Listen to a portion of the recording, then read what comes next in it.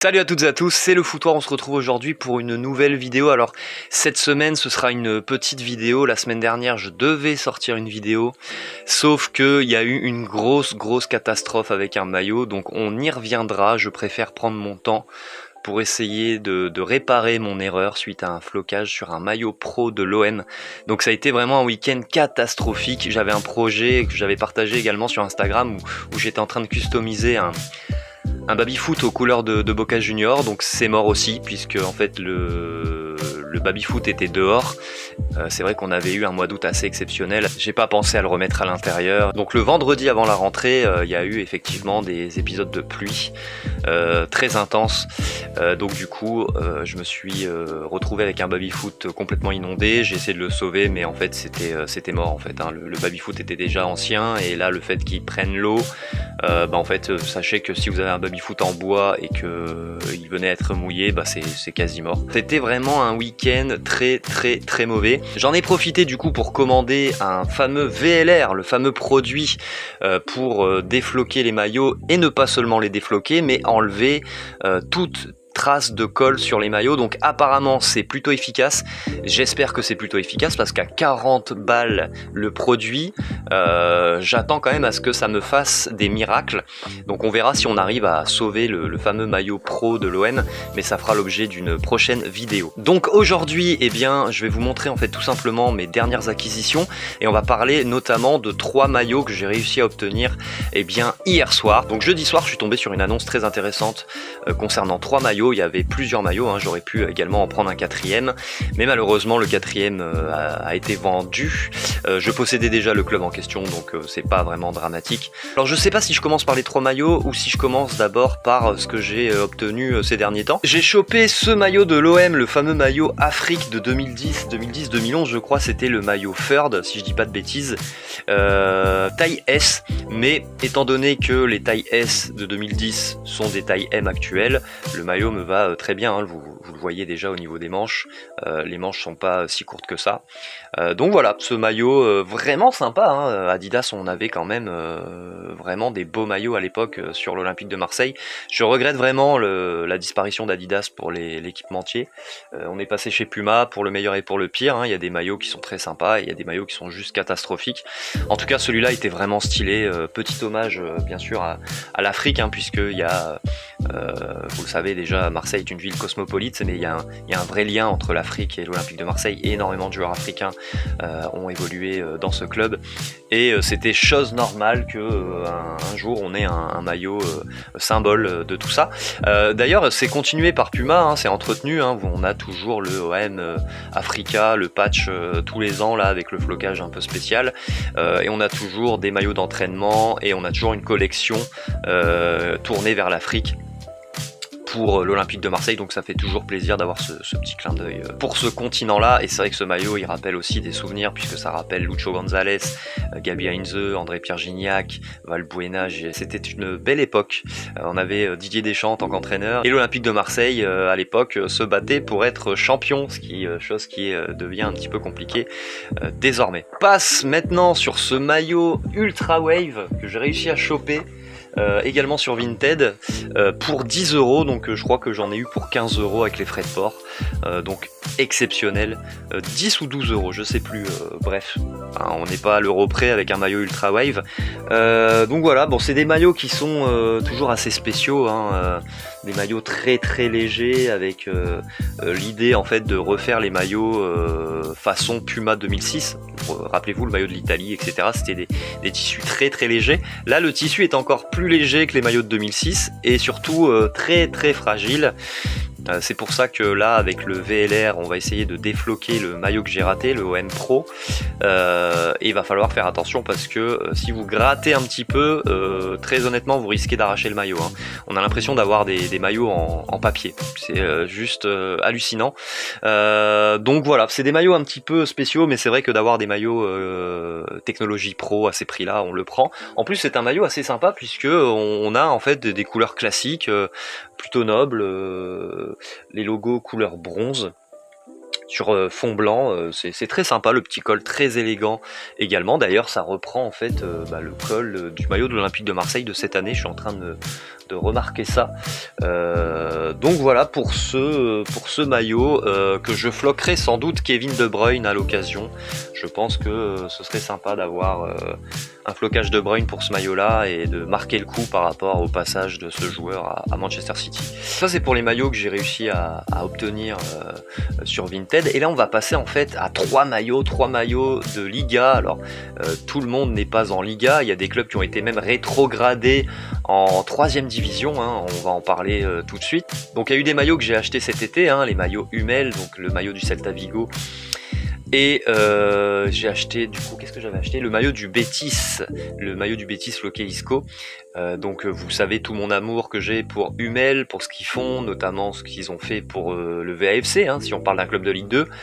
Avec un maillot Olivier Tom absolument incroyable. D'après les vendeurs de la boutique de VA, ça se vend en Amérique du Sud, en Arabie Saoudite, ça se vend un petit peu partout. Et il présage même que dans 10 ans, dans 10, 20, 30 ans, ce sera un maillot qui coûtera un bras parce que ils sont en rupture tout le temps et c'est très très compliqué d'obtenir le maillot. Alors moi j'ai pas trop la fibre Olivier Tom, donc le maillot m'intéresse pas vraiment, j'ai pas grandi avec Olivier Tom, même si je connais hein, bien évidemment Captain Tsubasa. Donc je vais du coup vous montrer les 3 maillots. Au départ j'étais intéressé surtout sur un maillot. Donc je ne sais pas si je commence par celui-là, on va peut-être commencer par celui-là effectivement.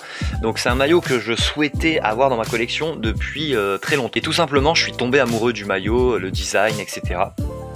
Donc c'est le maillot de Tenerife.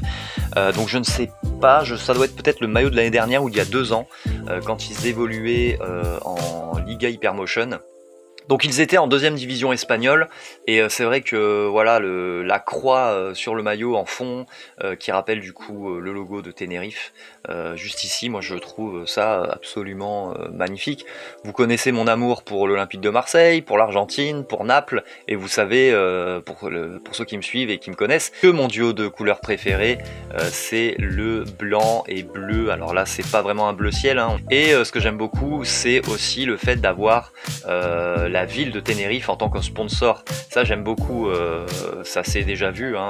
Le FC Séville avait fait sur un maillot Nike. Il y a plein de clubs comme ça qui généralement quand ils n'ont pas de sponsor ils mettent en fait le nom du club ou alors ils s'arrangent pour mettre pour faire la promotion en fait de Tenerife hein. Là c'est tout simplement pour essayer de promouvoir Tenerife. C'est à but touristique hein, qui mettent ce sponsor, enfin si on peut appeler ça un sponsor. Donc le maillot possède le patch Liga avec les petites brillances qu'on a sur le patch authentique.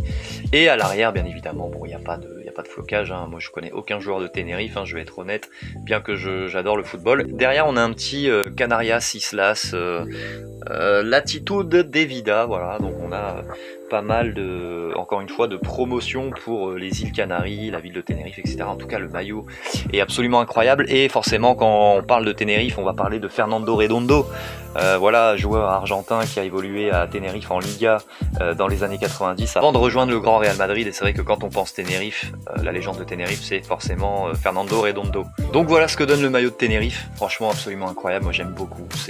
Puis généralement c'est des couleurs qui me vont à merveille, je sais pas pourquoi.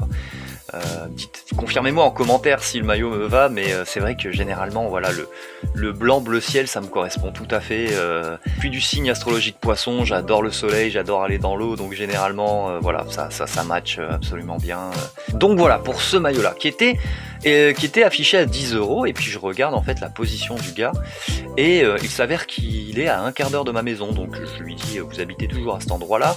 Finalement il s'avère qu'il a déménagé à 5 minutes hein. Et vraiment supporter lillois. D'ailleurs il s'est pointé avec un beau maillot de Lille floqué Jonathan David. Donc je pense que c'est un supporter qui en fait mise surtout sur les maillots du LOSC et qui du coup fait du tri dans sa collection. Et je m'aperçois qu'il a d'autres maillots estampillés Hummel. Je regarde un petit peu les détails et je me rends compte qu'ils sont originaux. Donc je compare les étiquettes des maillots Hummel que j'ai obtenus récemment et je vois que ça match. Au niveau des pays de fabrication, on a du Made in China ou du Made in Turkey. Par exemple, le maillot que vous voyez ici de Saint-Etienne, qui m'a été du coup donné par Jérémy pour pouvoir y ajouter un petit patch Ligue 1 qui sera fait très bientôt, et bien c'est du Made in China. Et sur mon maillot du Celta Vigo, c'est du Made in Turkey. Donc c'est là que je je me suis rendu compte que les maillots étaient originaux, donc là, banco. Voilà, l'échange s'est super bien passé, personne vraiment très conciliante, très gentille. Donc il y a un deuxième maillot, un maillot assez particulier.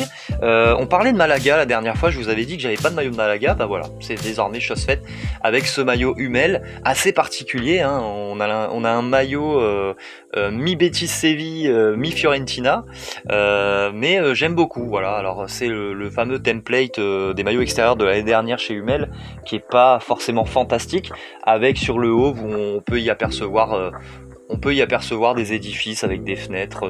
Bon voilà, c'est assez particulier, je vous montre ça, hein. C'est très sympa, ça rappelle aussi certains maillots de l'Olympique de Marseille, à une époque qui avait fait ça sur son maillot. Et là, ouais, il me rappelle aussi un maillot du Betis, qui était pas chez Hummel mais chez Kappa, et il me semblait que le Betis avait fait un maillot extérieur du même acabit avec des couleurs vertes fluo et du violet. En tout cas, je trouve que ça ressort plutôt bien. Dites-moi ce que vous en pensez de ce maillot. Alors c'est sûr que c'est pas les plus beaux maillots de Malaga qu'on a eu ces dernières années, mais honnêtement le duo de couleurs fonctionne plutôt bien, et le maillot est assez simple, donc c'est un maillot qui peut être porté assez facilement, et qui propose une couleur qu'on n'a pas l'habitude d'avoir pour Malaga, donc ça c'est toujours sympa. Du coup, le troisième maillot, on a parlé du Celta Vigo, rappelez-vous, ça a été la vidéo de mon retour, hein. Alors c'était mal filmé, il n'y avait pas de micro, j'étais en vacances, je savais même pas si j'allais faire de nouveau des vidéos, hein. C'était un one shot à l'époque. Du coup on avait parlé du maillot de Celta Vigo, floqué Iago Aspas, et bien il avait le maillot extérieur du Celta Vigo, du coup de l'année dernière, que j'avais hésité à prendre, hein, déjà à l'époque, mais je le trouvais pas si dingue que ça, je préférais surtout le maillot domicile. Et bon, très honnêtement, pour 25 € les 3 maillots, on va pas chipoter, hein. Couleur orange, le fameux Estrella Galicia, le patch Liga qui est ici, voilà, sans problème. Et par contre à l'arrière, c'est vrai que j'aurais bien voulu y ajouter un Iago Aspas, mais je pense que ça va être très compliqué de choper le flocage, donc à mon avis celui-ci restera vierge. Donc c'était une petite vidéo, on attaquera du coup la restauration du maillot avec le VLR, et on parlera du VLR. Est-ce que c'est efficace? Qu'est-ce que j'en pense, etc. Donc ça fera l'objet d'une prochaine vidéo. Donc sur ce, on se retrouvera pour une prochaine vidéo. Salut à toutes et à tous, et à la prochaine. Ciao les gars.